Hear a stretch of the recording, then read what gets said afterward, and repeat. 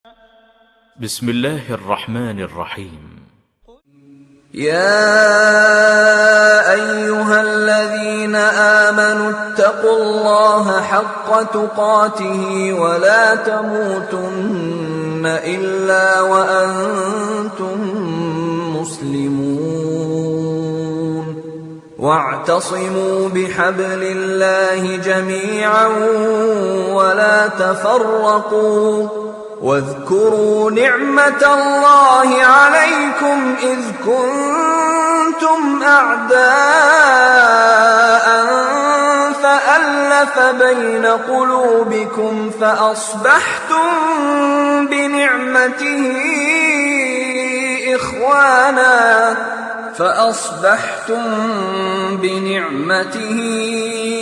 إخوانا وكنتم على شفا حفرة من النار فأنقذكم منها كذلك يبين الله لكم آياته لعلكم تهتدون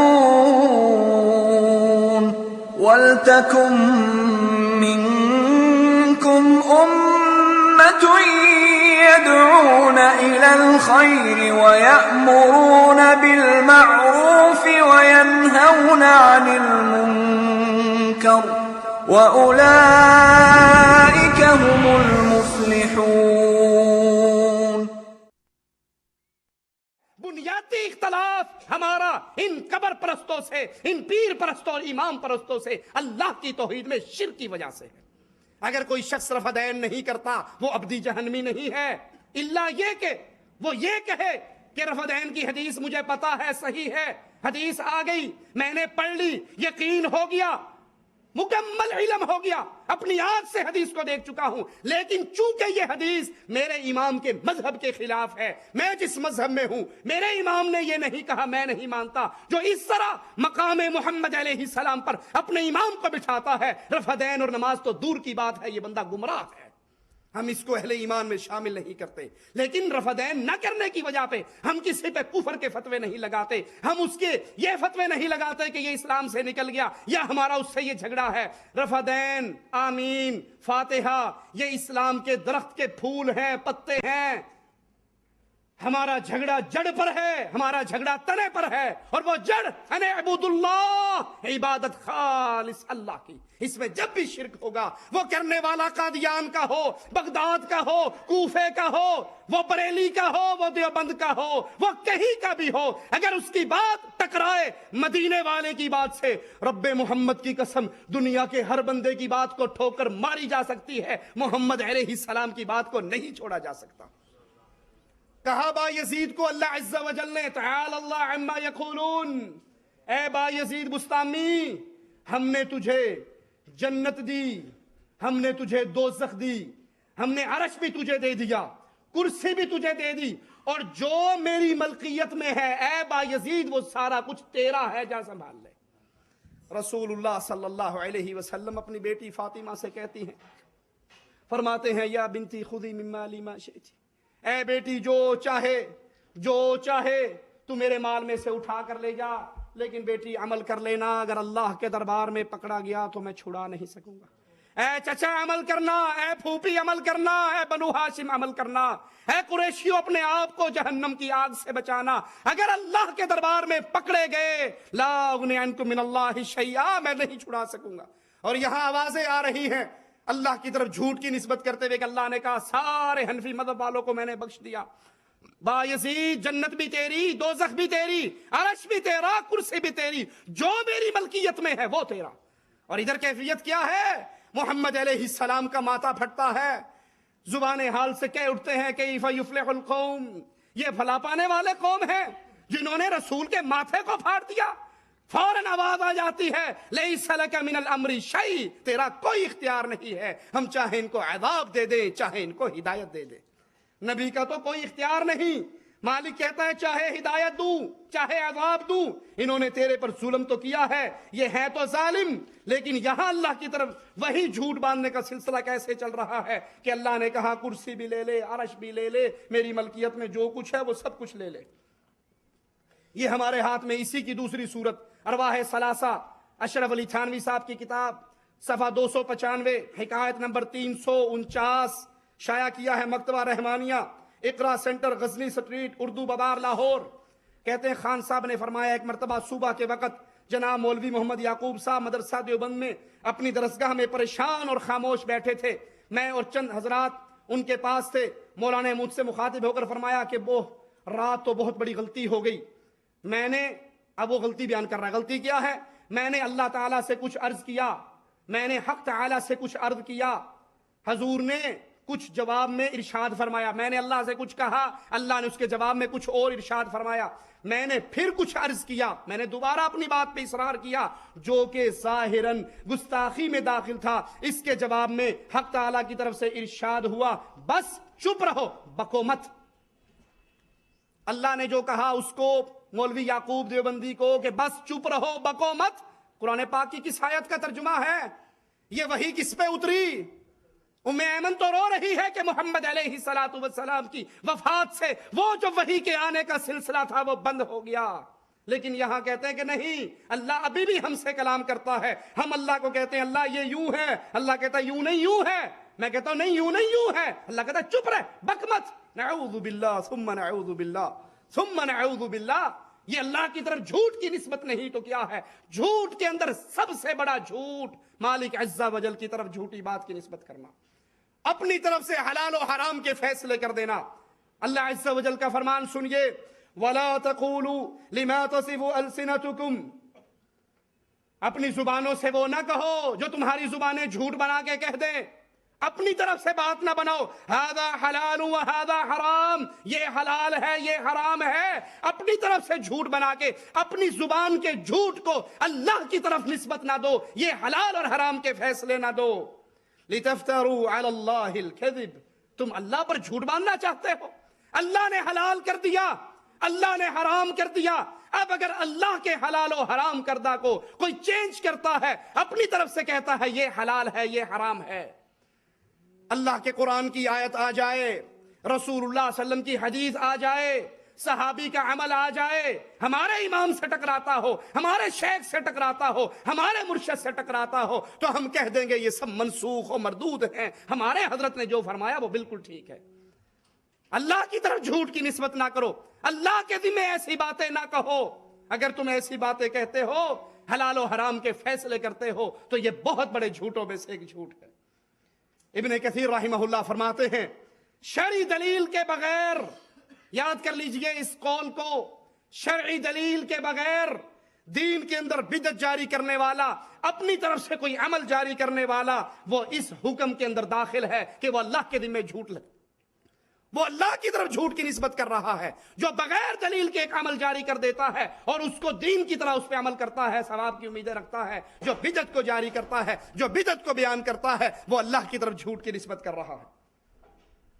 اسی طرح رسول اللہ صلی اللہ علیہ وسلم پر جھوٹ بولنا، آپ کی طرف جھوٹی بات کی نسبت کرنا، کائنات کے بدترین جھوٹوں میں سے دوسرے درجے کا جھوٹ ہے کہ ہم رسول اللہ صلی اللہ علیہ وسلم کی طرف وہ بات کہیں جو آپ نے نہیں فرمائی۔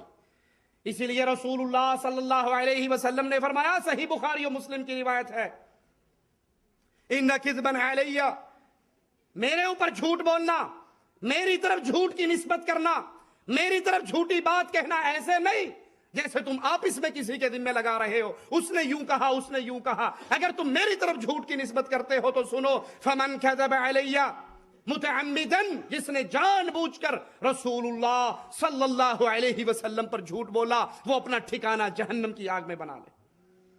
رسول اللہ صلی اللہ علیہ وسلم نے فرمایا، جس شخص نے اپنے نبی پر یا اپنی آنکھوں پر یا اپنے والدین پر جھوٹ بولا، وہ جنت کی خوشبو سے محروم رہے گا۔ بخاری مسلم میں ہے، رسول اللہ صلی اللہ علیہ وسلم نے فرمایا، مجھ پر جھوٹ نہ باندھو، کیونکہ جس نے مجھ پر جھوٹ باندھا وہ جہنم کی آگ میں داخل ہوگا۔ رسول اللہ صلی اللہ علیہ وسلم کی طرف من گھڑت روایات کی نسبت کر دینا۔ کتنے لوگ ہیں جو فضائل اعمال کی کتابیں، فضائل کے نام پہ کتابیں مارکیٹ میں پیش کرتا ہے، جی جھوٹی روایت ہمیں پتا ہے، ہمیں پتا ہے یہ موضوع روایت ہے، لیکن ڈرانے کے لیے، سمجھانے کے لیے بڑی اچھی ہے، بڑی کارگر۔ ایک روایت رسول کا فرمان ہے ہی نہیں ہے، تم اس کو اپنی طرف سے رسول کے ذمہ لگا رہے ہو، قیامت کے دن اللہ کے دربار میں کس منہ سے پیش ہوگے؟ اور یقین نہیں آتا تو یہ ہمارے ہاتھ میں تذکرہ غوثیہ، غوث علی شاہ قلندر قادری کی کتاب، جس کا صفحہ نمبر 290 ہے۔ 290 پر وہ رسول اللہ صلی اللہ علیہ وسلم کی طرف ایک جھوٹ کی نسبت کر رہا ہے، ذرا آپ بھی سنیے۔ کہتا ہے ایک دن جبرائیل آئے رسول اللہ صلی اللہ علیہ وسلم کے پاس، اور جبرائیل آ کر اللہ کے نبی ایک روز ارشاد ہوا کہ جبرائیل پیغمبر خدا کے پاس وحی لائے۔ رسول اللہ نے دریافت کیا صلی اللہ علیہ وسلم، اے جبرائیل تم جانتے ہو وحی کہاں سے آتی ہے؟ انہوں نے عرض کیا حضرت میری رسائی سدرۃ المنتہا سے آگے نہیں ہے، اس مقام معلوم پر ایک ندا غیب سے وارد ہوتی ہے، اس کو لے کر آپ تک پہنچا دیتا ہوں، بس یہی میرا کام ہے، اس سے زیادہ کچھ نہیں جانتا۔ آپ نے فرمایا اب کے بار ندا ہو تو اسی پہ پرواز شروع کر دینا اور جا کر دیکھنا یہ ندا کہاں سے آتی ہے۔ حضرت جبرائیل نے ایسا ہی کیا۔ ایک طویل مسافت طے کرنے کے بعد جب وہ وہاں اس آواز تک پہنچے تو وہاں جا کر دیکھا کہ حضرت خود ہی وہی ارشاد فرما رہے ہیں، اللہ کے نبی ہی اس جگہ سے عرش پہ اللہ کے رسول ہیں اور وہی ارشاد فرما رہے ہیں۔ پھر جبرائیل نے زمین کی طرف توجہ کر کے مدینہ شریف میں جاتی مار کے دیکھی تو وہاں بھی رسول اللہ ہی تشریف فرما ہے۔ ہیکے جڑا ہی ہک کوڈو آکھے کافر تے مشرک ہے، یہی وہ عقیدہ ہے جس کو طاہر القادری نے پیش کیا۔ تو کیا یہ رسول اللہ کے ذمہ جھوٹ نہیں ہے؟ اب یہ جھوٹی روایت کہ رسول اللہ صلی اللہ علیہ وسلم نے حضرت جبرائیل کو یہ ساری حقیقت بتانے کے لیے یہ کچھ کہا، حدیث کی کس کتاب میں ہے؟ حوالہ کہاں کا ہے؟ وہ محرم میں پیٹنے والوں کی طرح آواز پہ آندھی ہے، کتھوں پہ آندھی ہے؟ شیطان پیچھو ڈیندا پہ ہے، کہیں سے آواز آ رہی ہے، کوئی حوالہ نہیں۔ جھوٹ اور نسبت محمد رسول اللہ صلی اللہ علیہ وسلم کی طرف۔ آپ کا نہیں دل مانتا، یہ کتابیں آپ درس کے بعد اپنی آنکھوں سے دیکھ سکتے ہیں اور پھر فیصلہ کر سکتے ہیں اختلاف کی بنیاد آمین رفع دین فاتحہ ہے یا اختلاف کی بنیاد اللہ کی توحید رسول اللہ کی رسالت ہے۔ اگر اختلاف کی بنیاد صرف فاتحہ آمین رفع دین ہے تو پھر یہ اختلاف مردود ہے کہ اگر ہم نے اس کی بنیاد پہ کسی کو کافر اور مشرک کے فتوے جاری کرنے شروع کر دیے تو یہ فتوے بھی مردود ہے، یہ کہنے والا بھی مردود ہے۔ یہ رفع دین نہیں کرتا یہ کافر ہو گیا، یہ آمین نہیں کہتا۔ کسی اہل علم نے، کسی اہل الحدیث نے یہ دعویٰ نہیں کیا۔ ہمارا اختلاف کیا ہے ذرا غور کیجئے۔ یہ قبر کی زندگی، موت کے چند مناظر۔ پروفیسر ڈاکٹر نور احمد نشتر میڈیکل کالج ملتان ڈویژن کے تبلیغی جماعت کے امیر، شائع کیا ہے مکتبہ دینیات بلال پارک باغبان پورہ لاہور، اور میں بذات خود رائمنڈ شریف جا کر اس کتاب کو وہاں سے خرید کے لایا ہوں، مکتبہ خلیل سے جو رائمنڈ کے مین گیٹ کے بالکل سامنے ہے۔ اس کا صفحہ نمبر 39 ذرا سنیے اور دیکھیے اللہ کے نبی کی طرف کیسے جھوٹ بولا جا رہا۔ طاہر شاہ صاحب کا مر کر پھر زندہ ہو جانا۔ طاہر شاہ صاحب چند سال پہلے بہت بیمار ہو گئے، ہسپتال میں داخل ہوئے۔ جب ان کی حالت بگڑ گئی، ان کے والدین کی روحیں ان کے پاس کمرے میں آئیں، روحیں کمرے میں آئیں، جمعرات کو آتی ہے نا، دروازہ بجتا ہے، پوچھتے ہیں کی پکایا؟ وہی حلوہ شریف مرغا شریف، کہتے ہیں مبارک ہو، بڑا خیال ساڈا رکھیا۔ کی پکایا؟ مسور دی دال، فیٹے میں تہاڈا ساڈے واسطے مسور ہی رہ گئی سی۔ یہ جو ادھر آتی ہے نا، ادھر کے ایئرپورٹ پہ اترتی ہیں، یہ اس ایئرپورٹ پہ بھی اتر رہی ہیں روحیں۔ طاہر شاہ صاحب کے باپ آپ کی روحیں پہنچ گئی، کہا چلو اگلے جہان چلنے کا وقت آ گیا، ہم انتظار کر رہے ہیں۔ چنانچہ 2 فرشتے آئے، طاہر شاہ صاحب کو لے گئے، اللہ کے ہاں پیش ہونا ہے، پکڑ کے لے گئے۔ طاہر شاہ صاحب کی روح کو آسمانوں پر لے گئے۔ جب آسمانوں پر گئے، اللہ کی ملاقات سے پہلے وہاں پر مولانا یوسف اور احمد علی لاہوری سے ملاقات ہو گئی۔ یہ دونوں حضرات پریشان ہو گئے کہ دعوت کا کام کرنے والا اکیلا طاہر شاہ تھا، اس کو بھی اللہ میاں نے بلوا لیا۔ دونوں پریشان ہو گئے، یہ گرمی کی چھٹیاں گزارنے کے لیے مری گیا تھا نا، پریشان ہو گئے کہ یہ اکیلا آدمی جو پورے پاکستان کی تبلیغی جماعت کو کندھوں پہ اٹھایا ہوا تھا، اب اس کو بھی اللہ میاں نے یہاں بلا لیا ہے، تو اب پیچھے دعوت کا کام کون کرے گا؟ یہ بات انہوں نے جا کر مولانا الیاس سے کی کہ اے مولانا الیاس، جو جماعت آپ نے بنیاد رکھی تھی، اب پاکستان میں صرف طاہر شاہ صاحب ہی اس کا کام کرنے والے تھے، یہ بھی مر گئی، مولانا یوسف مر گئے، احمد علی لاہوری مر گئے، الیاس مر گئے، ذکری سارے آگے، اب اکیلا یہی تو تھا سارا کام سنبھالنے والا، اس کو بھی یہاں پر بلا لیا گیا۔ تو یہ تو بڑی پریشانی کی بات ہے. مولانا الیاس یوسف احمد علی لاہوری انہوں نے جا کر رسول اللہ صلی اللہ علیہ وسلم کو شکایت کی اور طاہر صاحب کو واپس دنیا میں جانے کو کہا. نبی سے کہا نبی خیال کرو اینو تے بھیج دیو, اے خروج اودا دوبارہ تجدید کر دیو, اس کو خروج نہائی پہ نہ بھیجو, اس کا تاشیرہ دوبارہ کفیل کا لیٹر منگوا کے اس کو بھیج دو. اللہ کے نبی صلی اللہ علیہ وسلم نے پھر کہا چلو جاؤ واپس کرو. ارے جب عائشہ کا خامند اٹھا تھا, ارے جب فاطمہ نے مسکرانا چھوڑا تھا, جب بلال مدینے سے نکلا تھا, ارے جب حسنین نانا نانا کی صدا بلند کر رہے تھے, جب صدیق آقا کے ماتھے کو چوم رہا تھا اور کہہ رہا تھا آقا آپ کی زندگی مبارک, آپ کی موت مبارک, جو قسمت میں موت تھی وہ آپ پر آ گئی, آپ پر دو موتیں رب اکٹھی نہ کرے گا. ارے جب فاروق نے تلوار نکالی تھی اور کہا تھا, کس نے کہا آقا مر گئے گردن کاٹ ڈالوں گا, عرش والے نے محمد کو کیوں نہ بھیجا صلی اللہ علیہ وسلم, جس کے مرنے پر کہنے والے صحابی نے کہا تھا نبی اٹھے ہم ایسے ہو گئے جیسے بکریوں کا چروانے والا چرواہا مر جائے, بکریے بکھر جاتی ہیں. آقا کی وفات پہ ہماری یہی کیفیت بن گئی. آقا دنیا پہ نہ آئے, لیکن یہاں پر مولوی الیاس, مولوی یوسف احمد علی لاہوری, اس نے جا کے اللہ کے نبی کو شکایت کی. شکایت کس کی؟ مارا کس نے تھا؟ غور کرو, مارا کس نے؟ تو شکایت کس کی؟ اللہ کی شکایت کس کو؟ لا حول ولا قوت الا باللہ. شکایت بھی کی اور اوپر سے موافقہ لیے بغیر نیچے سے آرڈر بھی جاری کروا دیے واپس دنیا میں جانے کے. تو فوراً اس کو کہا کہ واپس چلے جاؤ. وہ طاہر شاہ صاحب ہسپتال میں وفات پا چکے تھے, ان کی میت کو گھر لایا جا رہا تھا. شاہ صاحب اٹھ بیٹھے, جنازہ جا رہا ہے قبرستان, شاہ صاحب چرپائی سے اٹھ کر بیٹھ گئے. اس کو پھینک کے لوگ بھاگے کیوں نہیں؟ ابے یہ جن دوبارہ زندہ ہو گیا, اس میں بھوت آ گیا کوئی, اس کو پھینک کر کیوں نہیں بھاگے, ڈنڈا کیوں نہیں سنبھالا؟ جیسے اسی تذکرہ غوثیہ کے اندر غوث علی شاہ قلندر قادری اپنے پیر کا قصہ لکھتے ہیں کہ وہ جنگل میں میرے ساتھ تھے, مر گئے, پڑے رہے, میں بھی اکیلا تھا ان کی درگاہ پہ. اب جب فجر کے نماز کا وقت ہوا تو مجھے یہ ڈر ہوا کہ میری تو فجر رہ جائے گی, اب فجر پڑھوں یا پیر کی لاش کی حفاظت کروں, کوئی جانور درندہ ان کو چیر پھاڑ نہ جائے. کا اسی ٹینشن میں تھا کہ اچانک ان کے جو پیر بابا تھے حضرت غوث علی شاہ قلندر قادری کے, وہ اللہ کا نعرہ مار کے اٹھ کے کھڑے ہو گئے. کہا جوں ہی پیر نے کھڑے ہوئے میں نے ڈنڈا سنبھالا کہ اس میں ضرور کسی بھوت کی روح حلول کر گئی ہے. اس نے کہا مریدو مارنے کے لیے میں وہی ہوں, میں تیرا پیر ہوں, تجھے پریشانی تھی نا کہ فجر کی نماز ضائع ہونے کا ڈر ہے, میں چھٹی لے کر آیا ہوں, جاؤ آرام سے نماز. واللہ العظیم بتا رہا ہوں, اسی کتاب تذکرہ غوثیہ کے اندر یہ واقعہ موجود ہے. ٹھیک ہے, اب میں تو صرف چھٹی لے کر آیا ہوں تھوڑی دیر کے لیے تجھے فجر کی نماز پڑھانے کے لیے, تو بس نماز پڑھ لے. کہا میں نے جب نماز پڑھ لی اچھی طرح ذکر اذکار پورے کر لیے, کہا اچھا جی پھر ہمارا کام ختم ہوا, اللہ کا نعرہ مارا, لیٹے اور پھر وصال ہو گیا. یہاں کہتے ہیں طاہر شاہ صاحب, تبلیغی جماعت کے بزرگ طاہر شاہ صاحب ہسپتال میں وفات پا چکے تھے, ان کی میت کو گھر لایا جا رہا تھا. شاہ صاحب اٹھ کر بیٹھ کے خود چل کے گھر گئے. ڈاکٹر نور احمد نور صاحب فرماتے ہیں یہ واقعہ خود شاہ صاحب نے بنفس نفیس مجھے سنایا اور میں لوگوں کے لیے نقل کر رہا ہوں. کیا یہ رسول اللہ صلی اللہ علیہ وسلم پر جھوٹ نہیں ہے؟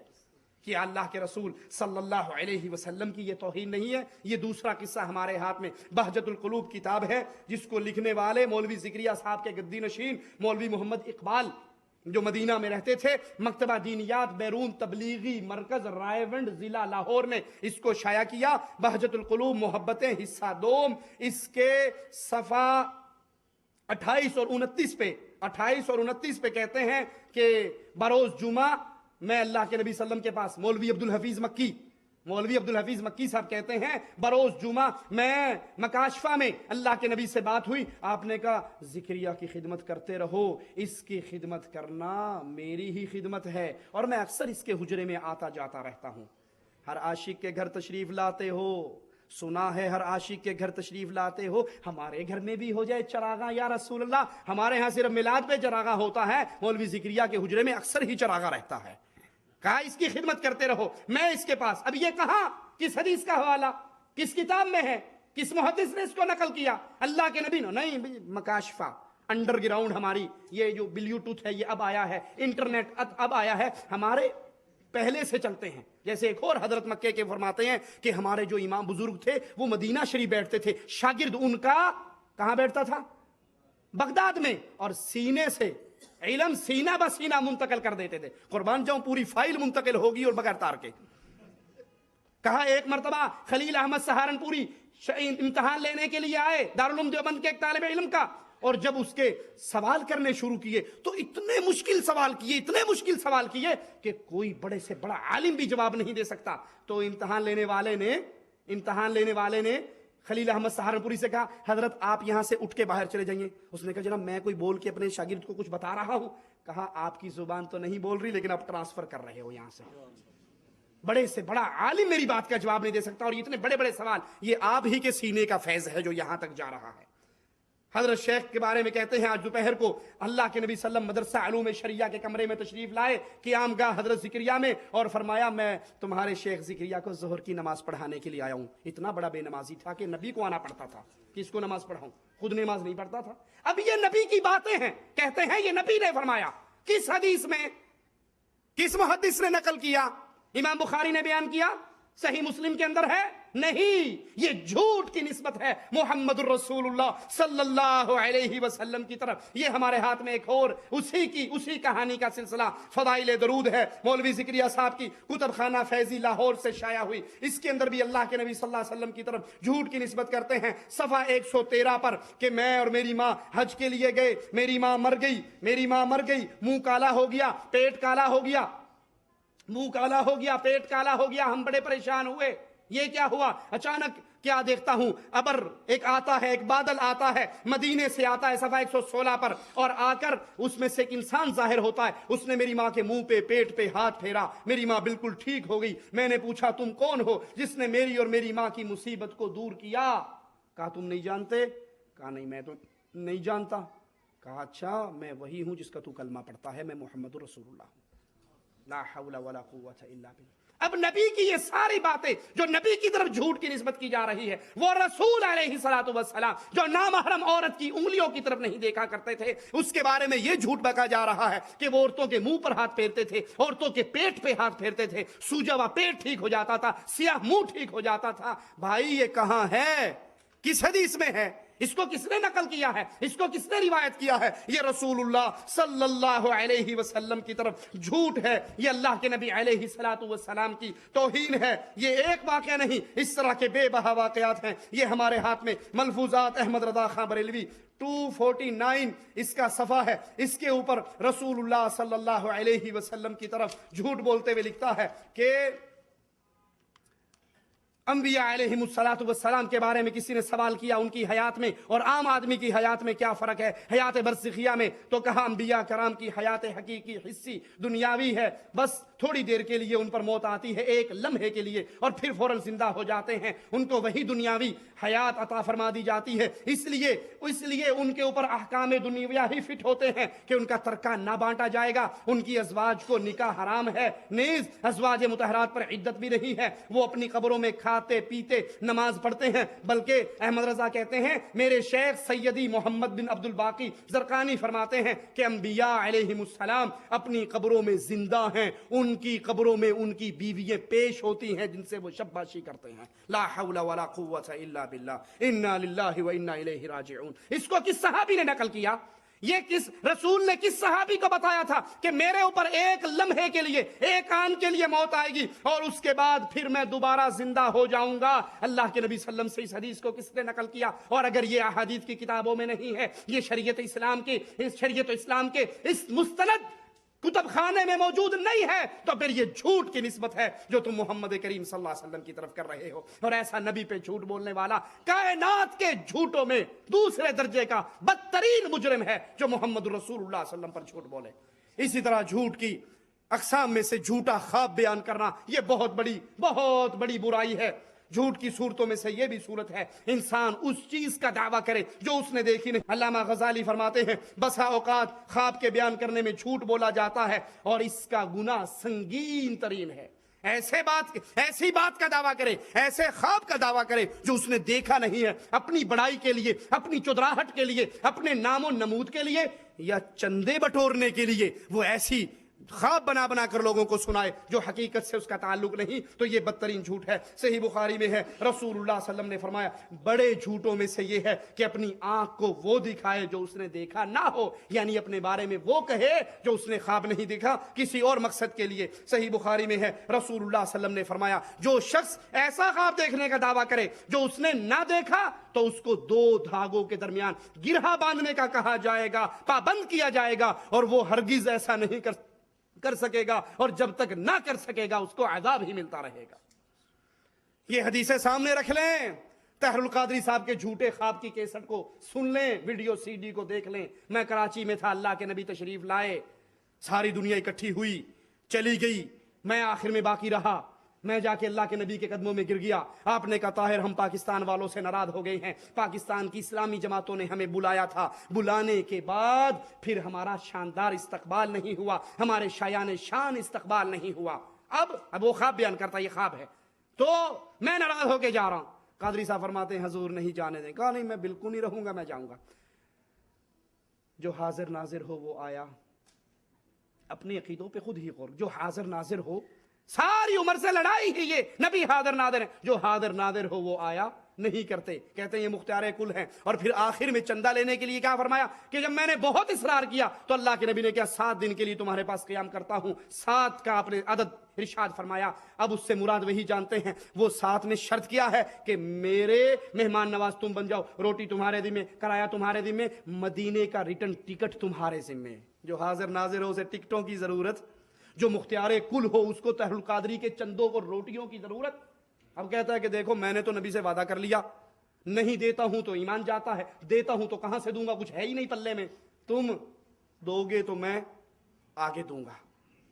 چندہ اکٹھا کرنے کے لیے اپنی طرف سے جھوٹے خواب بنا کر اپنے مریدوں کو، ان کو اپنے اثر کے نیچے لانے کے لیے جھوٹے خواب بنا بنا کر اور ان کی نسبت کی جائے رسول اللہ صلی اللہ علیہ وسلم کی طرف، یہ بہت بڑا جرم ہے۔ اس کا ارتکاب یہاں پر میں آپ کو ایک اور سنا دیتا ہوں، یہ بہجت القلوب ہمارے ہاتھ میں ہے، اس کے اندر بھی ایک خواب بیان کرتے ہیں کہ میں صفحہ 22 کے اوپر کہ میں رسول اللہ صلی اللہ علیہ وسلم کے حجرے کے پاس پہنچا، اللہ کے نبی صلی اللہ علیہ وسلم کے حجرے کے پاس پہنچا، مولوی ذکریہ کے حجرے کے پاس پہنچا، اللہ کے رسول صلی اللہ علیہ وسلم حجرے کے اندر بیٹھے ہوئے تھے، کسی نے مجھے کہا اندر داخل ہو جاؤ، میں اندر گیا، بڑی مسرت، اتنا مسرت کا مجھ سے ضبط نہ کر سکا، میرے جسم میں گویا بجلی کی لہر دوڑ گئی۔ میں نے دیکھا اللہ کے نبی آپ کی چارپائی کے، مولوی ذکریہ کی چارپائی کے سرہانے کی جانب تکیہ لگائے بیٹھے تشریف فرما ہیں، سفید دستار زیب سر ہے، ریش مبارک ساری سفید ہے، آنکھوں پہ چشمہ بھی لگا ہوا ہے۔ لا حول ولا قوت الا باللہ۔ میرے نبی کے دن میں یہ جھوٹ بولنے والوں قیامت کے دن رب کے سامنے کس منہ سے پیش ہو گئے؟ نبی صلی اللہ علیہ وسلم کی ساری داڑھی مبارک سفید، اور آپ نے حدیثیں سنی ہوں گی، مشائخ تشریف فرما ہے کہ نبی کی داڑھی میں کتنے بال سفید تھے، اور آپ نے فرمایا تھا یہ سورت ہود سن کر میں بوڑھا نہیں ہوا، یہ اس کے آثار ہیں۔ کہانی ساری داڑھی سفید تھی اور آنکھوں پر چشمہ تھا۔ اب حقیقت میں کیا یہ رسول اللہ صلی اللہ علیہ وسلم کا چہرہ مبارک تھا؟ نہیں تھا، تو یہ جھوٹا خواب ہوا۔ پھر کیوں بیان کیا؟ فرض کیا تم نے دیکھ بھی لیا تو جھوٹے خواب کو بیان کیوں کیا؟ اور جھوٹے خواب ایسے بیان کیے کہ پاکستان کے شہروں کا بھی نام لیا ہیں۔ کہتے ہیں کہ اللہ کے نبی صلی اللہ علیہ وسلم کے پاس ہم گئے، ہم نے کہا جناب فیصل آباد کے اندر اللہ کے نبی صلی اللہ علیہ وسلم، وہاں اجتماع ہو رہا ہے، میں جا رہا ہوں 23 رجب 1400 ہجری 6 جون 1680، آج بعد عشاء عزیز عبد الحفیظ مکی نے صلاۃ و سلام کے بعد میری یعنی شیخ ذکریہ کی طرف سے حضور سے عرض کیا کہ حرمین کا رمضان چھوڑ کر پاکستان فیصل آباد جا رہا ہوں تاکہ وہاں لوگوں کو اللہ اور اس کے حبیب کا نام لینا آ جائے، اس کے لیے دعا فرمائیں۔ تو حضور نے فرمایا اس سے بڑھ کر کون سا کام ہو سکتا ہے؟ پھر فرمایا حرمین کا ثواب کا تو انشاءاللہ یہ کہیں گیا نہیں، تمہیں ملے گا۔ پھر بہت دیر تک دعا فرماتے رہے، اور اس کے بعد فرمایا فیصل آباد کا تو ہمیں بھی اہتمام ہے، انشاءاللہ میں بھی اپنے عصا کے ساتھ وہاں پر موجود رہوں گا۔ کیا یہ رسول اللہ صلی اللہ علیہ وسلم کی طرف جھوٹ کی نسبت نہیں ہے؟ اور اللہ کے نبی علیہ الصلوۃ والسلام فرماتے ہیں جو شخص ایسا خواب دیکھنے کا دعویٰ کرے جو اس نے نہیں دیکھا تو وہ ایسے ہے جیسے 2 دھاگوں کی گرہ لگانے کا اسے کام دیا جائے، اور وہ کام کبھی نہیں کر سکے گا، یعنی اس عذاب کے اندر ملوث رہے گا. اسی طرح جھوٹ کی اقسام میں سے کسی پر تہمت لگانا جھوٹ کی بدترین صورت ہے. رسول اللہ صلی اللہ علیہ وسلم نے فرمایا زن سے بچو کیونکہ زن سب سے جھوٹی بات ہے, اور اس سے مراد کسی پر تہمت لگانا ہے. کسی مسلمان بھائی پر تہمت نہ لگائیے. کسی مسلمان بھائی کے بارے میں مینو پہلے ہی پتا سی انہیں ایویں ہی کرنا سی, آپ کو اس نے بتایا کہا نہیں میں اندر کی ساری باتیں جانتا ہوں. ٹوہ لگانا, زن لگانا, اس کے اوپر سوچ و بچار کرنا, پھر جاسوس چھوڑنا, پھر اس کے بعد آخر میں لوگوں میں بیٹھ کے اس کی غیبتیں کرنا, یہ تمام گناہ ہے, یہ تمام جھوٹ کے زمرے میں آتا ہے. اس کے مقابلے پہ اگر سچائی کے راستے پہ آؤ گے کتنی عظیم نعمت ملنے والی ہے. رسول اللہ صلی اللہ علیہ وسلم ایک شخص کے لیے 3 دن تک جنتی ہونے کی گارنٹی دیتے ہیں. صحابی اس کے گھر جا کے رہتے ہیں, آخر میں اس سے وجہ پوچھتے ہیں کون سا عمل کرتے ہو؟ کہا جب میں بستر پہ لیٹتا ہوں اپنے دل کو, اپنے اللہ کو کہتا ہوں اللہ آج مجھ پہ کسی نے زیادتی بھی کی ہے تو میں اس کو تیری رضا کے لیے معاف کر رہا ہوں. سینے کو صاف کر کے سوتا ہوں. اللہ کو یہ عمل اتنا پسند آیا. لوگوں پر تہمتیں لگانا, ان کے عیبوں کو کریدنا, یاد کر لیجئے جو لوگوں کے عیب کریدتا ہے, لوگوں کے عیب کو پبلک میں بیان کرتا ہے, پھر قیامت کے دن اس کا کیا حال ہوگا اگر اس کے چھپے ہوئے عیبوں کو اللہ نے کائنات کے سامنے بیان کر دیا. اسی طرح بے گناہ لوگوں پر تہمت لگانا, الزام لگانا, پاک دامن عورتوں پہ بہتان لگانا, اور یہ بہت بڑی بیماری ہے, یاد کر لیجئے. اور آج کے دور میں خاص طور پہ شیطان کے حربے اتنے پھیل چکے ہیں کہ تہمتیں لگانا عام سی بات ہے. خامند بیوی پہ تہمت لگاتی ہے, بیوی خامند پہ تہمت لگا, یہ بدکار ہے, اس کا فلاں سے رشتہ ہے, اس کا فلاں. ارے بھائی تیرے پاس کوئی ثبوت ہے؟ تو نے اپنی آنکھ سے دیکھا ہے اس کو؟ کسی نہیں جی مینوں پتہ لگ گیا ہے, میں اپنے بندے چھڈے سن, میں پیچھو پورا پتہ کروا لیا.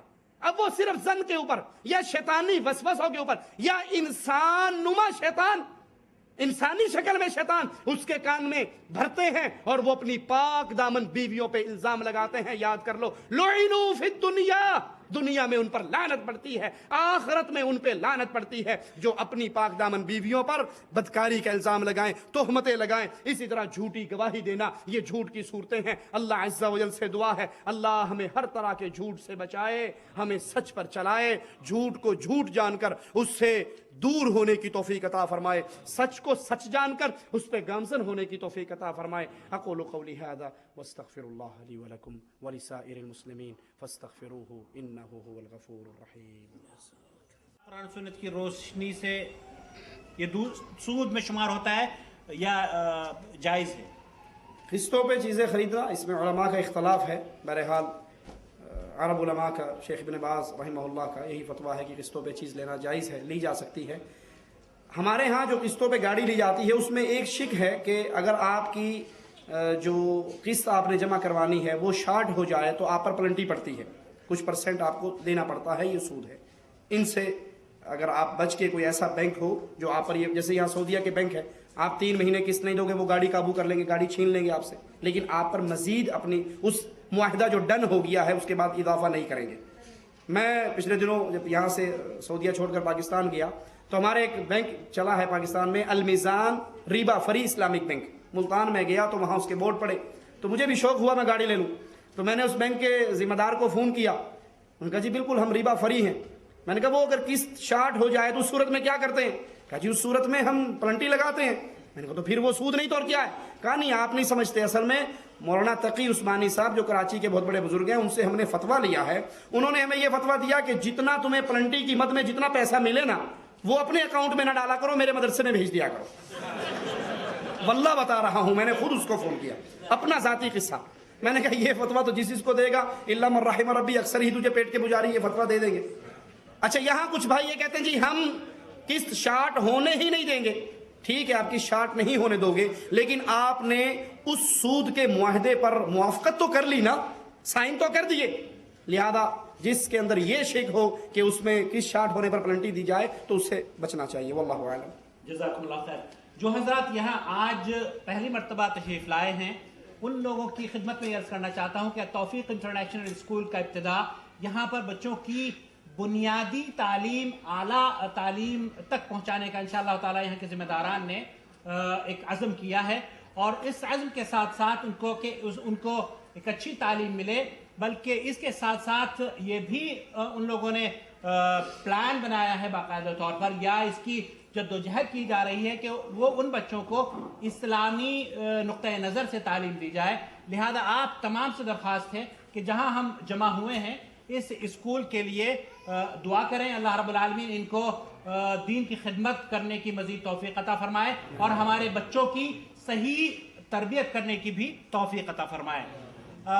کسی کے جھوٹ بولنے سے کسی کا بھلا ہو جائے تو بولا جا سکتا ہے؟ خواتین کی طرف سے سوال آیا ہے. وہ بھلا کس قسم کا ہے؟ جھوٹ بولنے سے بھلا نہیں ہوگا، اس سے برائی ہی پھیلے گی، اس سے شر مزید پھیلے گا. وہ یہ نہیں جھوٹ بولنے سے بھلا کہ ایک نے آ کر آپ کو کان میں کوئی کانا پھوسی کر دی کہ فلانی جڑی نا تیرے بارے ایک ہے میں کہندی سی. اگر آپ دو لڑنے والوں کے درمیان پیار محبت کی صلح کروانے کے لیے کوئی ایسی بات کہیں تو انشاءاللہ کوئی حرج نہیں.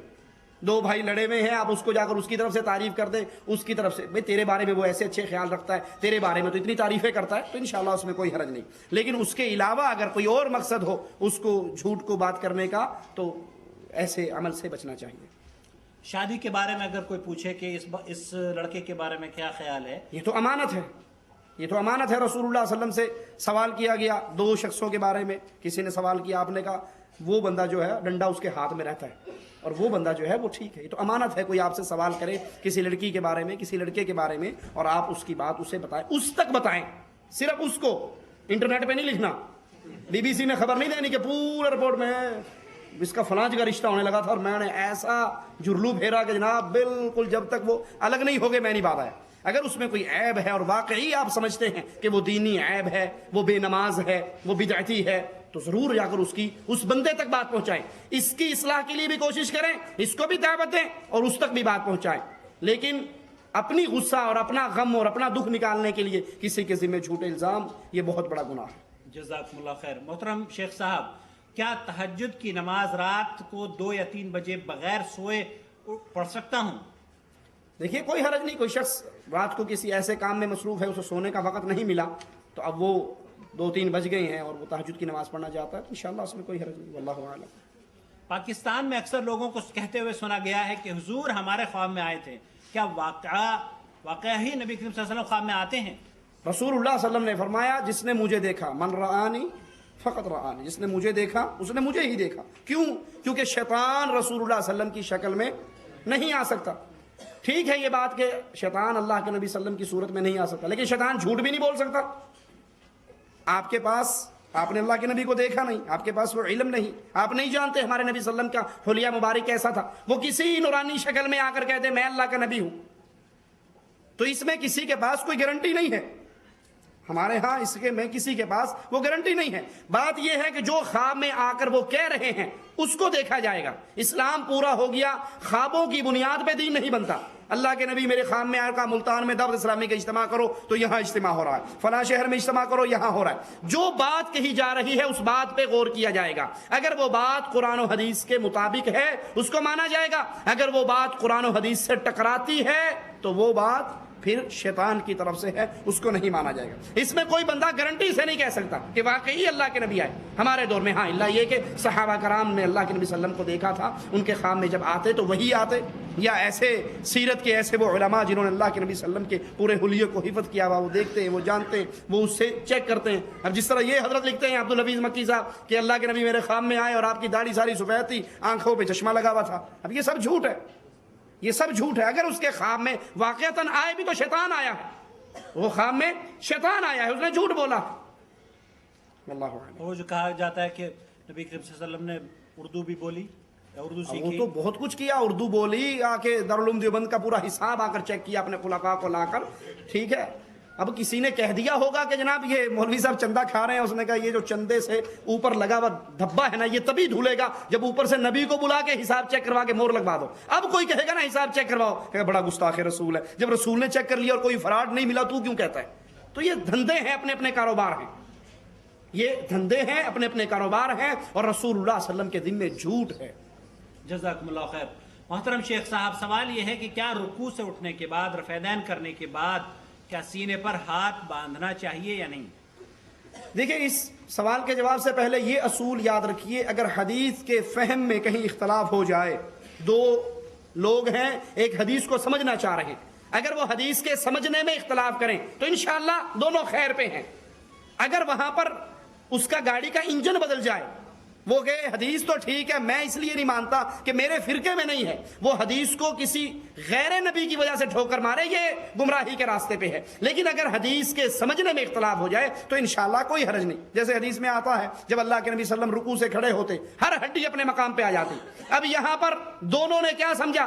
رکوع کے بعد باندھنے والوں نے سمجھا کہ ہاتھ باندھنے کے نماز میں کتنی جگہ ہیں ہاتھ رکھنے کے، ایک تو ہاتھ سینے پہ رکھا گیا، دوسرا ہاتھ رکوع میں گھٹنوں پہ رکھا گیا، تیسرا سجدے میں زمین پہ رکھا گیا، چوتھا تشہد میں ران پہ رکھا گیا. 4 جگہ ہیں. تو جب اللہ کے نبی رکوع سے کھڑے ہوئے ہر ہڈی اپنے مقام پہ آئے تو اس سے مراد کیا ہے کہ ہڈی کی اصل جگہ تو یہ باندھنا ہی تھا نا، تو باندھنا چاہیے.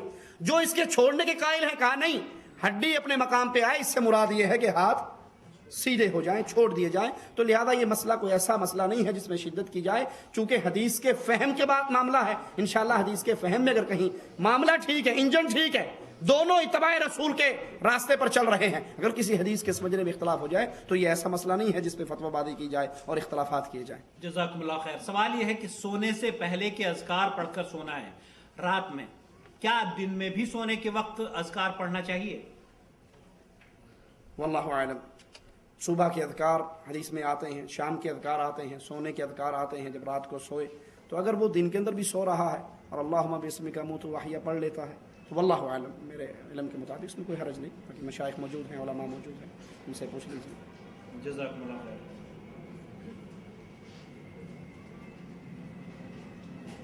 جی قاری صاحب فرمائیں گے.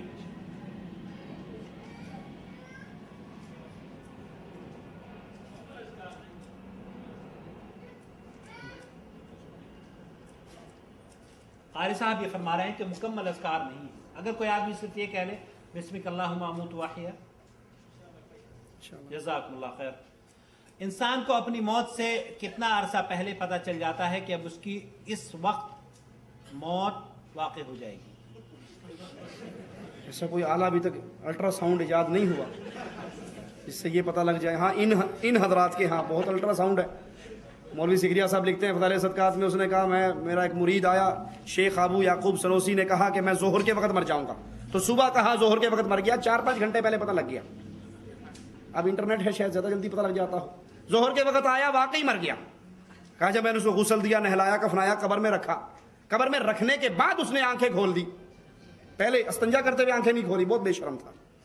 غسل کرواتے ہوئے آنکھیں نہیں کھولی، کپڑے پھاڑتے ہوئے آنکھیں نہیں کھولی، کفن دیتے ہوئے آنکھیں نہیں کھولی، بچوں کے روتے ہوئے آنکھیں نہیں کھولی، کندھوں پہ چڑھتے ہوئے آنکھیں نہیں کھولی، قبرستان جاتے ہوئے آنکھیں نہیں. پڑا ہوا مزے لیتا رہا کہ ٹھیک ہے لوگ اٹھا کے لے جا رہے ہیں. جب سارا کام ختم ہو گیا کہ تب پاگل تھے تم تو، میں تو اچھا بھلا تھا، بس تمہارے ساتھ مذاق کر رہا تھا. تو کون کل کیا کرے گا، کس زمین پہ مرے گا، یہ علم واللہ اعلم. صدقے کا گوشت جو آدمی صدقہ دیتا ہے کیا وہ اس کے اہل و عیال بھی کھا سکتے ہیں؟ شیخ سے پوچھیے. صدقے کے گوشت کے بارے میں شیخ.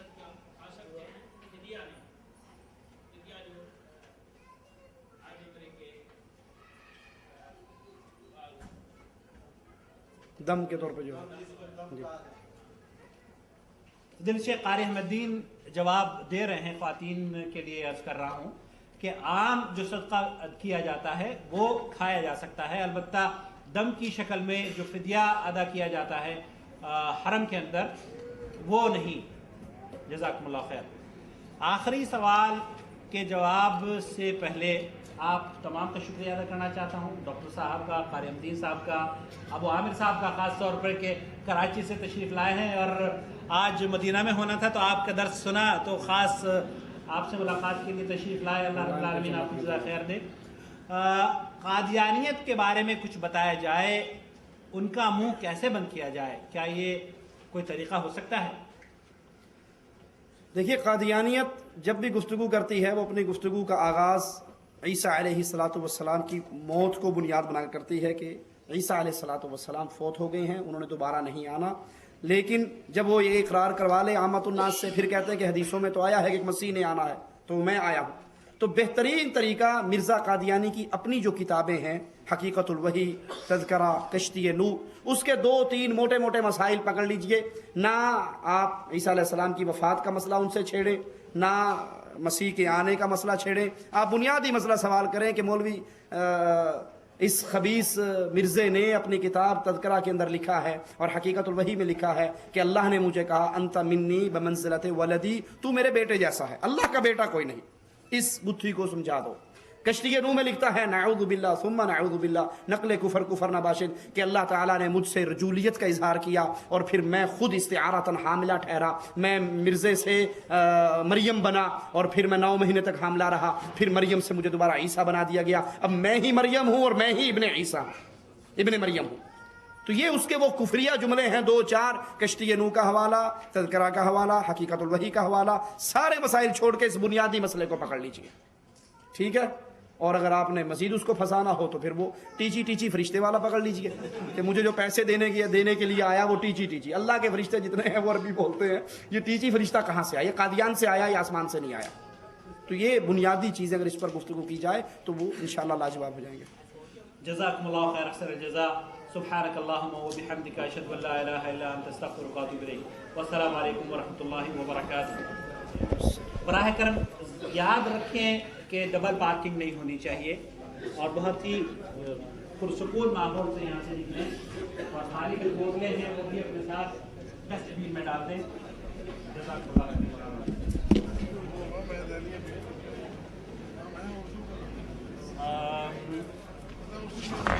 ہاں وہ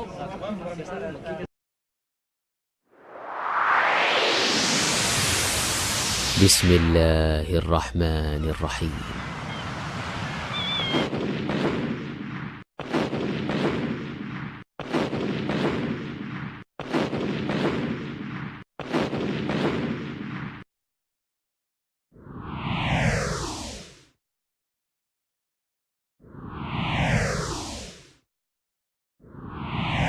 الله ولي الذين آمنوا يخرجهم من الظلمات إلى النور والذين كفروا أولياؤهم الطاغوت يخرجونهم من النور إلى الظلمات أولئك أصحاب النار هم فيها خالدون.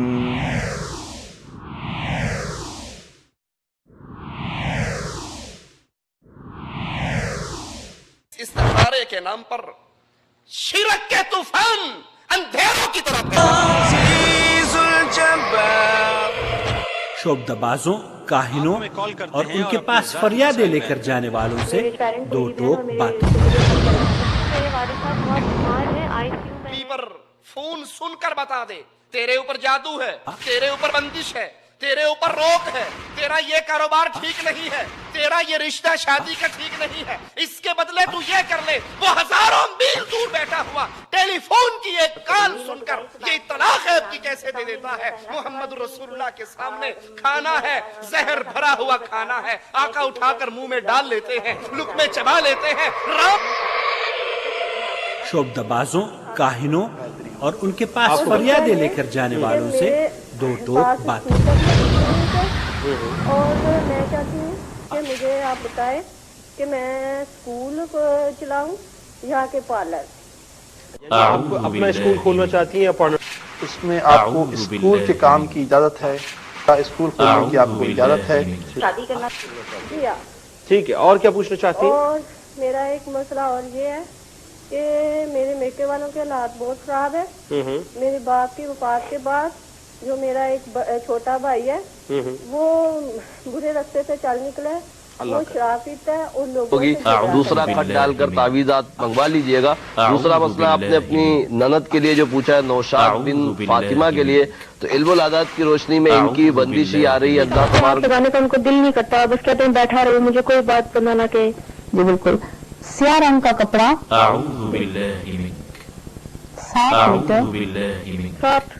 7 میٹر 3 سوموار کو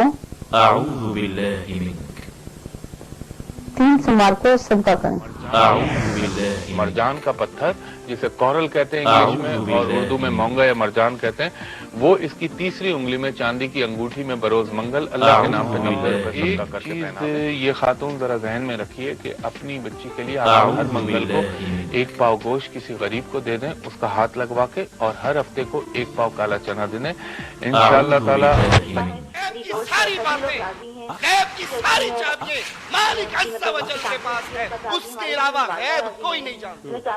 نہ ڈی ایم اسلام کی بی پی غیب جانتی ہے، نہ جیو پر آنے والا شیعہ جو قرآن کھول کے دیکھیے محترمہ، پہلا سوال جو آپ کے شوہر کے ملک کے باہر جانے کے بارے میں پوچھا، آپ نے اس کی اجازت اللہ تعالیٰ اسے هذا بلاغ للناس ولينذروا به وليعلموا أنما هو إله واحد وليذكر أولو الألباب. اچھا میری بہن، بات یہ ہے کہ اب آپ کے پاس ان کی قمیض موجود ہوگی، دوپٹہ یا قمیض ہے؟ جی دوپٹہ قمیض ہے میرے پاس. چلیں بہرحال میں بابا جی سے آپ کی بات کرواتا ہوں. بابا جی، ان کی والدہ پاکستان میں ہیں، ان کے پاس کپڑا بھی موجود ہے، اور یہ آپ نے پیمائش بیٹے کر لی کپڑے کی؟ جی بیٹے ان کا جو کپڑا ہے، قمیض ہے یا دوپٹہ ہے، جی اس کو آپ نے اس کی پیمائش کر لی ہے؟ اس کو ماپ لیا ہے؟ جی. کتنا ہے وہ؟ ایک قمیض ہے میرے پاس، میں نے ماپا نہیں ہے، کچھ نہیں کیا ہے. نہیں، آپ ایسا کریں، قمیض آپ کے پاس ہے، اس کو زمین پر بچھا لیں یا چارپائی پر بچھا کے اس کو جو آپ کی بالشت ہے اس کے ساتھ ناپ لیں، ٹھیک ہے؟ ناپنے کے بعد آپ کو پتا ہونا چاہیے کہ اس کا اب کتنی گٹ ہے یا جو کچھ بھی ہے، اور اس کو پھر اپنے دائیں ہاتھ میں آپ پکڑ لیں گی. پھر آپ ہمیں ناپنے کے بعد بتائیں کہ آپ نے ناپ لیا یا نہیں ناپ لیا. اچھا 1 منٹ میں اب کرتی ہوں. ہاں جی جی بابا جی. بہت سے ناظرین ایسے ہوتے ہیں جن کو کوئی بات اصل میں لوگ پروگرام دیکھ رہے ہوتے ہیں لیکن ان کے ہونے کے باوجود بھی ان کو معلومات نہیں ہوتی. وہ 5 گٹ ہے بابا جی. 5 گٹ ہے. اب آپ ایسا کر لیں کہ اس کو آپ لپیٹ کے اپنی دائیں ہاتھ کی مٹھی میں بند کر لیں. اچھا میں نے کر لیا ہے. جی بابا جی. بسم اللہ الرحمن الرحیم. اللہم صلی علی محمد.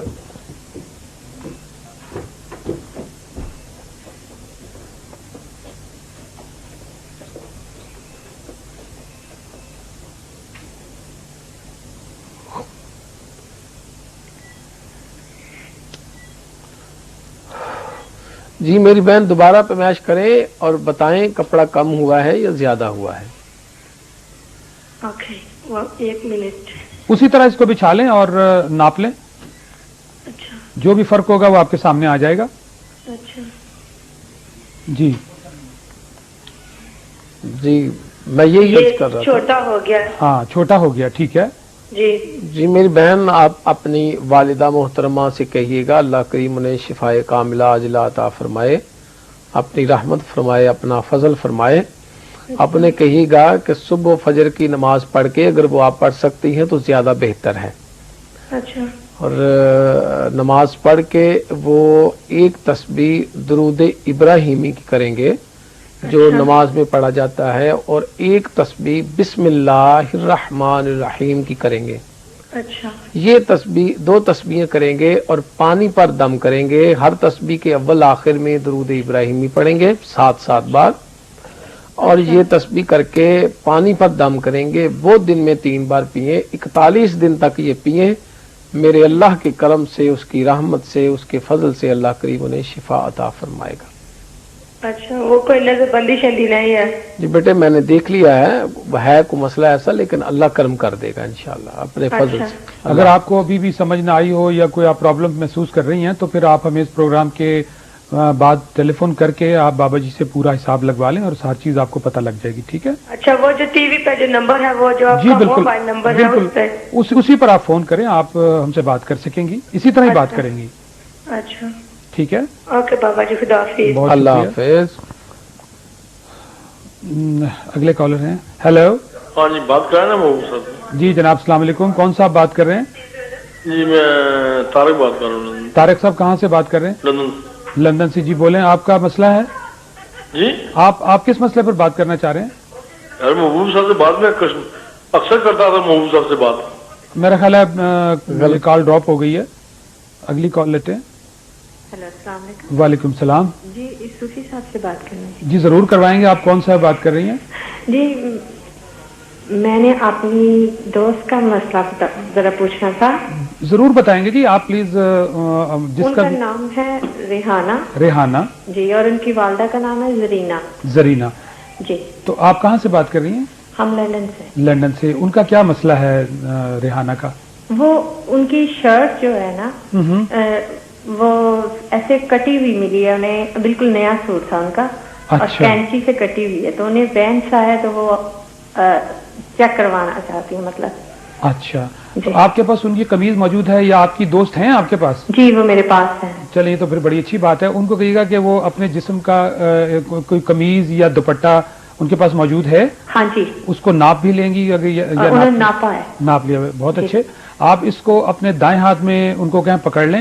ओके, पकड़ जी। और मुट्ठी बंद कर लें। बाबा जी बात करेंगे। जी बाबा जी। बिस्मिल्लाहिर्रहमानिर्रहीम, अल्लाहुम्मा सल्ली अला मुहम्मद व अला आलि मुहम्मद।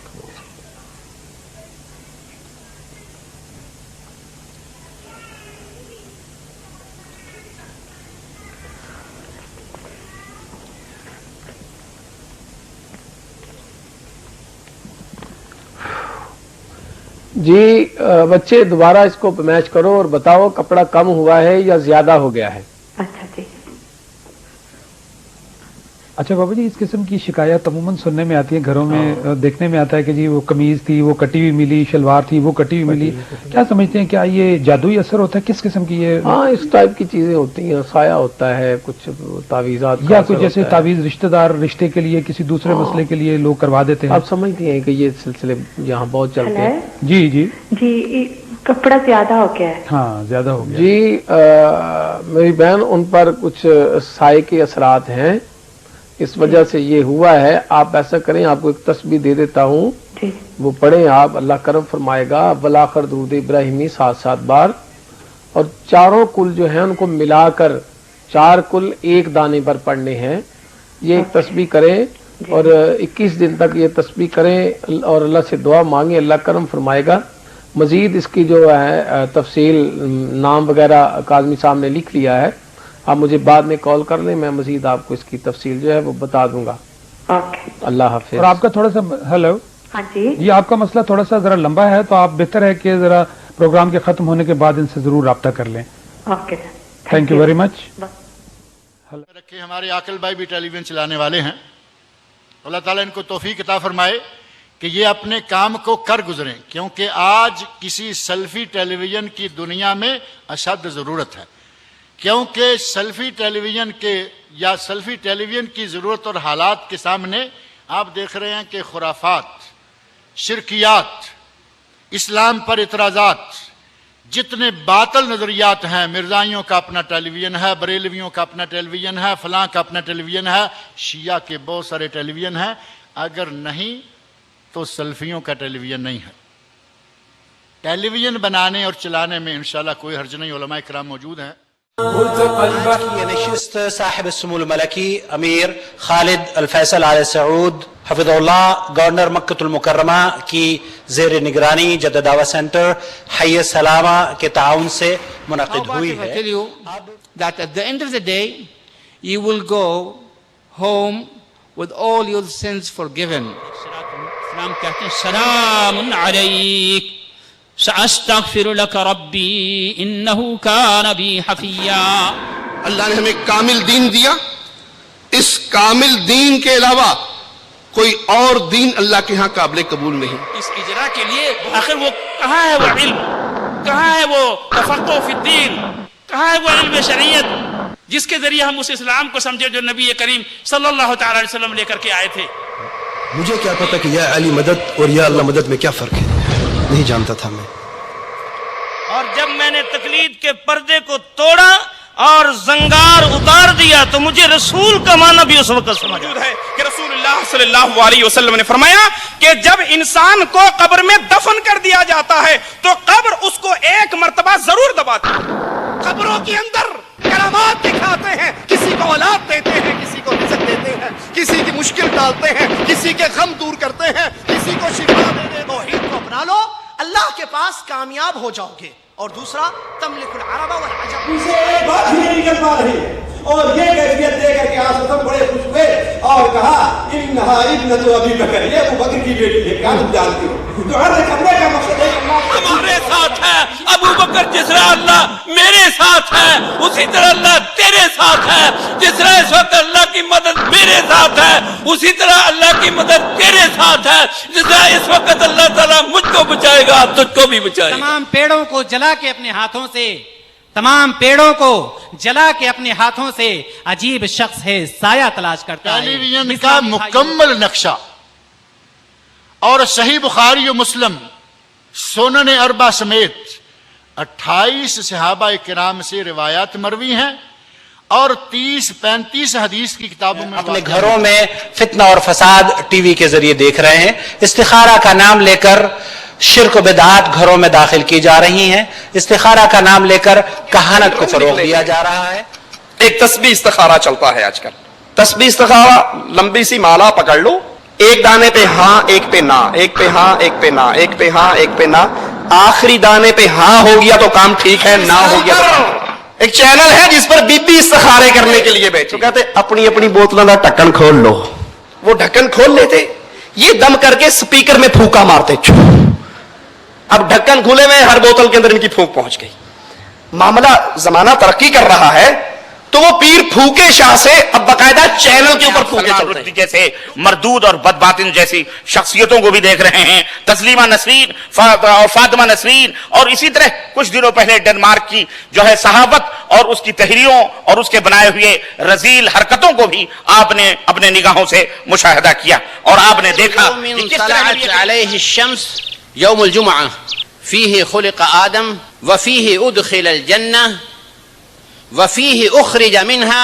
اس مرتبہ 14 سے زیادہ علماء کرام نے اس کیمپ میں شرکت فرمائی. تاریخی کام ہو رہا ہے. پروگرام سے اللہ تبارک تعالیٰ نے جو ہے ہم ہندوستانی اور بنگلہ دیشی پاکستانی بھائیوں کے عقیدے درست ہوتے ہیں اور ان کو اللہ تعالیٰ بہت لوگوں کو ہدایت دیا ہے.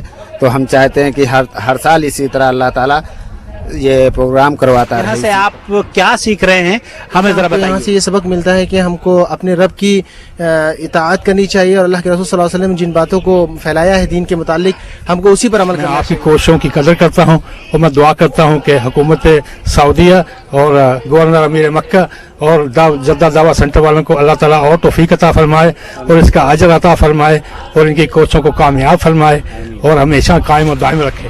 سلفی چینل کے لیے قرآن و سنت پر مبنی پیغامات پہنچانے کے لیے ایسا چینل ہونا چاہیے اور چاہیے کہ جن کو اللہ نے توحید کی دولت بخشی ہے، سنت کی سمجھ دی ہے، ایسے لوگوں کو چاہیے کہ وہ اپنے مال کی قربانی دیں، وقت کی قربانی دیں، اپنی صلاحیتوں کو. یہاں آنے والا ہر شخص جو ہے عقائد اور توحید پہ علم سیکھ کے. شمیم احمد صاحب آپ کا کہاں سے تعلق ہے؟ میرا ہندوستان یو پی سے تعلق ہے. دہلی کے قریب چیزیں دیکھنے کو اور سننے کو ابھی ملی ہیں جو کبھی ہم محسوس نہیں کر سکتے تھے اور ابھی ہم کو پتہ چلا ہے کہ کافی بدعت اور شرک ایسے پھیل رہا ہے آدمیوں کے جسم میں اور جو محسوس ہی نہیں ہو رہا آدمیوں کو. آپ کا نام؟ محمد صابر. محمد صابر صاحب کہاں سے تعلق ہے؟ مکہ سے. مکہ مکرمہ سے تشریف لائے ہیں. دعوت سینٹر، جدہ دعوت سینٹر کا نام سنا ہے آپ نے؟ جی ہاں سنا. کس طرح سے سنا ہے؟ اللہ دین کا اس میں بہت اچھا کام ہو رہا ہے اور میرا پہلا اتفاق ہے میں یہاں آیا ہوں. اللہ تعالیٰ جزائے خیر دے ہمارے دعوت سینٹر والوں کو جنہوں نے اتنا اچھا یہاں پہ انتظام کیا ہوا ہے اور ہر آنے والا سال پہلے سے بہتر پروگرام ہو رہا ہے اور پبلک بھی زیادہ آ رہی ہے اور انتظام میں ہر طریقے سے بہتری آ رہی ہے اور یہ اللہ تعالیٰ کا لاکھ لاکھ کرم ہے کہ اس نے ہم اور آپ جیسے لوگوں کو چن رکھا ہے. میرا نام محمد زبیر ہے، میں لکھنؤ کا رہنے والا ہوں اور یہاں پر جو جدہ دعوت سینٹر ہے الحمدللہ اس سے ہم کو بہت ہی دین اور اسلام کی صحیح تعلیمات معلوم حاصل ہوتی ہے. ہمارے علماء کرام ہمیں سکھا رہے ہیں. ہمیں امید ہے کہ انشاءاللہ تعالی جس مقصد کے لیے ہم لوگ نکلے ہیں اس مقصد تک ہم پہنچیں. السلام علیکم ورحمۃ اللہ وبرکاتہ. سب سے پہلے تو ہم جدہ دعوت سینٹر کے تعلق سے یہ ضرور کہنا چاہتے ہیں کہ ایک دوسرے کے ساتھ تعاون کرتے ہیں اور انہی کی وجہ سے ہم جتنے اپنے احباب ہیں، دوست ہیں، ہم آپس میں ایک دوسرے کے ساتھ ہماری ٹیم کے ساتھ جڑے ہوئے ہیں اور آپ کے ساتھ خاص طور پر. میں بہت خوش ہوں کہ جدہ دعوت سینٹر کے ساتھ میں کام کر رہا ہوں اور اللہ سے یہ دعا کرتا ہوں کہ میں ہر سال جدہ دعوت سینٹر کے ساتھ تعاون کروں. بہت اچھا کام چل رہا ہے دینی دعوت. یہاں ہند و پاکستان کے مختلف علماء کرام پہنچتے ہیں. قابل تعریف ہے کہ انہوں نے اس تاریخی پروگرام کو کامیاب بنانے میں رات دن جد و جہد. دعا کرتے ہیں کہ اللہ تعالیٰ آپ تمام کی خدمات کو قبول فرمائے اور جزائے خیر سے نوازے. فضل بھائی آپ کا نام کیا ہے؟ میرا نام محمد فضل ہے. والوں کے لیے جو اردو زبان والے ہیں ان کے لیے یہ خوشخبری کی بات ہے جو اپنے علاقے میں جہاں پہ اردو بولی جاتی ہے اس جگہ وہ توحید نہ سیکھ سکے لیکن یہاں آ کے دعوت سینٹر کے ذریعے اللہ تعالیٰ کی توفیق سے وہ کتاب و سنت کو جان لیے کا علم ان کے دلوں میں آیا. اگر کاش اللہ تعالیٰ ان کی زبانی ان کے چہروں کو اللہ تعالیٰ اپنے علاقوں میں اگر نور ٹی وی کے ذریعے بتا دیا تو کیا ہی خوب ہوگا کہ وہ لوگوں کے لیے ایک ہدایت کا ذریعہ بن جائے. ہمارے اخوان جن کے تاثرات آپ نے سنے اسی پر اپنے بھائی محمد عاقل کو اجازت دیجیے. والسلام علیکم ورحمۃ اللہ وبرکاتہ. اہل توحید کا منہج واضح ہے. قتل اقتدار، قتل حکمرانی، قطعی طور پر ریاست، گورنمنٹ کو فدا کرنا اللہ کی قسم نہیں. صحیح عقیدے کی دعوت کے لیے انبیاء علیہم السلام کو دنیا میں مبعوث فرمایا. انبیاء علیہم السلام نے دجال دجال دجال حدیثوں میں نبی صلی اللہ علیہ وسلم نے بیان فرمایا. منہج صحابہ نے سمجھا دجال کون ہے، کیسے، اس کے صفات کیا ہے. آ گیا کسی نے دماغ سے منہج لوگوں کو دیا، اس کو فالو کیا جا رہا ہے. دجال وجال کوئی نام نہیں ہے، کوئی شخص نہیں آیا اب تک. آیا نہیں آیا. دجال یہ ٹی وی ہے. دجال کے کان ہوتے ہیں، آنکھ ہوتی ہے، اس کی آنکھ ہے نا، اس کے کان ہے. یہ ٹی وی دجال اور بنانے کس کو؟ یہ کہاں کا منہج ہے؟ خود بھی گمراہ لوگوں کو بھی گمراہ کرا. یہ کس کا منہج کہ دجال کو ٹی وی سے تعویل کر دی تم؟ الله ولي الذين آمنوا يخرجهم من الظلمات إلى النور والذين كفروا أولياؤهم الطاغوت يخرجونهم من النور إلى الظلمات أولئك أصحاب النار هم فيها خالدون.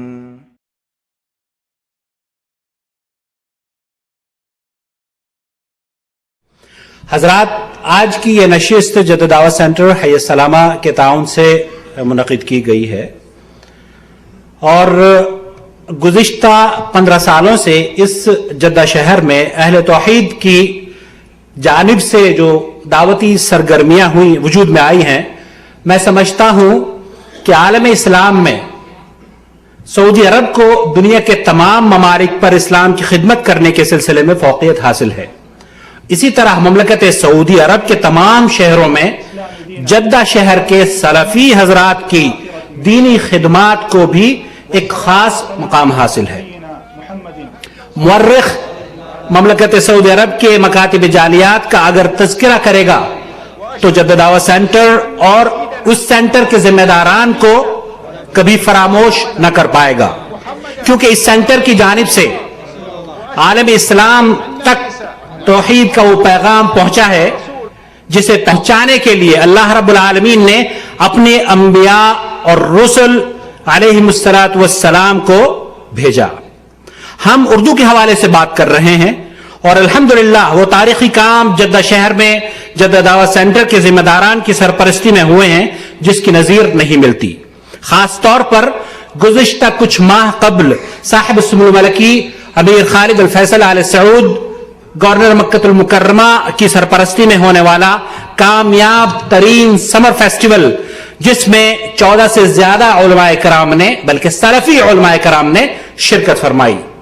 میرا تعلق اس دعوت سینٹر سے گزشتہ سالوں سے جڑا رہا ہے. الحمدللہ یہ اللہ کا بہت بڑا احسان ہے کہ ہم نے اس مکتب کے ذمہ داران کے تعاون سے بڑے بڑے کارنامے انجام دیے ہیں. ہم نے اس مکتب کو بہت ہی سوچے سمجھے منصوبے کے تحت ان شخصیات سے جوڑا جو دنیا اسلام میں سلفیت کی نمائندگی کرتے ہیں، جن کا وجود سلفی منہج کی ترجمانی کرتا ہے، جن کی تقاریر سے باطل فرقوں کے حامل شخصیات کثیر تعداد میں توبہ کر رہے ہیں. مولانا مختار احمد ندوی رحمہ اللہ، مولانا صفی الرحمان مبارک پوری رحمہ اللہ، پروفیسر ساجد میر، ڈاکٹر وسول اللہ عباس، ڈاکٹر لقمان سلفی، ڈاکٹر قاری احمد دین، پروفیسر عبد ناصر رحمانی، ڈاکٹر فضل الہی، ڈاکٹر طالب الرحمان، شیخ محمد منیر قمر، شیخ مقصود الحسن فیضی اور شیخ معراج ربانی اور برصغیر کے جید سلفی علماء کرام کے نام اس ضمن میں پیش کیے جا سکتے ہیں۔ جدہ دعوت سینٹر کے اس اسٹیج کی عزت کو ہم نے منہج کے ساتھ جوڑا، ہمارے علماء اور احباب نے اس میں بھرپور تعاون بھی کیا، کیونکہ یہ کام کسی ایک شخص کے بس کی بات نہ تھی، اور اس اہم کام میں سر فہرست ہیں وہ نام جنہوں نے اپنی تمام تر مصروفیات کے باوجود دین صحیح کی خدمت کے لیے اس ادارے کے ساتھ تعاون کیا۔ شیخ صفی الرحمان مبارک پوری رحمۃ اللہ علیہ ہمیشہ فرمایا کرتے تھے کہ مکاتب جالیات کا جال اللہ کی بڑی نعمت ہیں، اور ان نعمتوں میں سر فہرست جدہ دعوت سینٹر کا نام ہے۔ حضرات، اہل توحید کا منہج واضح ہے۔ شیخ محمد ابن عبد الوہاب کی دعوت کی خصوصیات یہاں پر بیان کی جا رہی ہیں اور آپ سن رہے ہیں۔ میں یہاں یہ ضرور عرض کرنا چاہوں گا کہ شیخ عبد الوہاب رحمۃ اللہ علیہ کی دعوت کے نتیجے میں مملکت سعودی عرب میں مکاتب جالیات کا جال توحید کی جیتی جاگتی تصویر ہے۔ ہم آپ حضرات سے بھی درخواست کریں گے کہ شخصیات کو پرکھتے وقت یا علماء کرام کے بارے میں جانتے وقت منہج کو خاص طور پر دھیان میں رکھا کریں، ملحوظ رکھیں، اور شخصیات کو پڑھتے وقت اہل توحید یا توحید پرستوں کے ساتھ اپنے تعاون کو پیش کیا کریں۔ اور یہی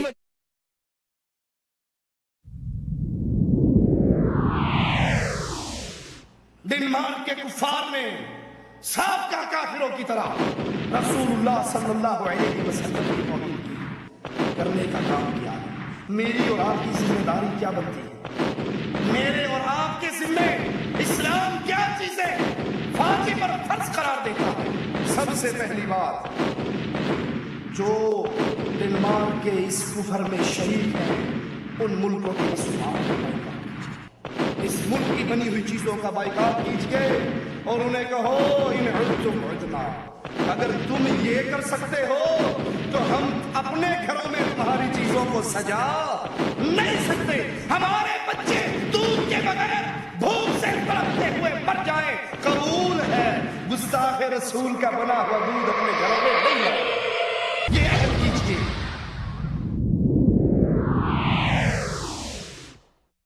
الله ولي الذين آمنوا يخرجهم من الظلمات إلى النور والذين كفروا أولياؤهم الطاغوت يخرجونهم من النور إلى الظلمات أولئك أصحاب النار هم فيها خالدون